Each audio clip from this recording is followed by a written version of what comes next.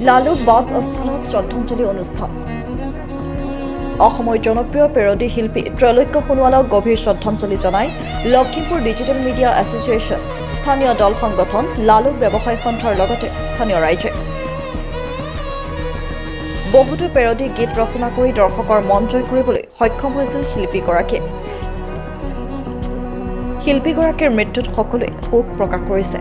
যোৱাকালিৰে পৰা বিভিন্ন প্ৰান্তত শ্ৰদ্ধাঞ্জলি অনুষ্ঠান আয়োজন কৰিছে বিভিন্নজনে ত্ৰৈলোক্য সোণোৱাল ডাঙৰীয়া আমাৰ মাজৰ পৰা হঠাতে নাইকিয়া হৈ গ'ল তেওঁ আকস্মিক মৃত্যুৰ বাবে আমি তেওঁক শোক আৰু শ্ৰদ্ধাঞ্জলি জনাবৰ কাৰণে লখিমপুৰ ডিজিটেল সন্থা লালুক ব্যৱসায় সন্থা আৰু বিভিন্ন দল সংগঠন মিলি আজি এক মিনিট মৌনপ্ৰাৰ্থনা আৰু তেওঁ আত্মাৰ সদ্গতিৰ কাৰণে সোণোৱাল ডাঙৰ পৰলোকপ্ৰাপ্তি হৈছে অকাল মৃত্যু বুলি ক'ব লাগিব আজি এই লখিমপুৰ ডিষ্ট্ৰিক্টৰ বৰ দুখৰ বিষয় কাৰণ তেখেতৰ অকাল মৃত্যু হৈছে তেখেত এজন ভাল গায়ক আছিলে সকলোৱে তেওঁ জনা পৰিচয় আছিল তেখেতৰ সেই অকাল মৃত্যুৰ কাৰণে আমি সেই লালুক বাছ ষ্টেচনত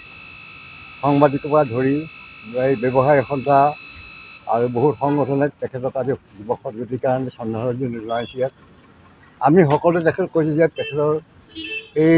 সদগতিৰ কাৰণে বন্তি প্ৰজ্বলন কৰি আমি এক মিনিট সময় তেখেতৰ মৌন অৱলম্বন কৰি তেখেতৰ যুৱ সদগতিৰ কাৰণে সকলোৱে মিলি আকস্মিক মৃত্যুত আমাৰ লখিমপুৰবাসীৰ লগতে গোটেই অসমবাসী শোকত নিৰ্মীয়মান হৈ পৰিছে তেখেতৰ আত্মা সদগতিৰ কাৰণে আজি লালুক বাছ আস্থানত লালুক ব্যৱসায়ী সন্থা লালুক সাংবাদিক ডিজিটেল সাংবাদিক সন্থা তথা লালুকবাসী ৰাইজৰ সহযোগত বিভিন্ন দল মত নিৰ্বিশেষে আজি তেখেতক আমি শ্ৰদ্ধাঞ্জলি জনাইছোঁ লগতে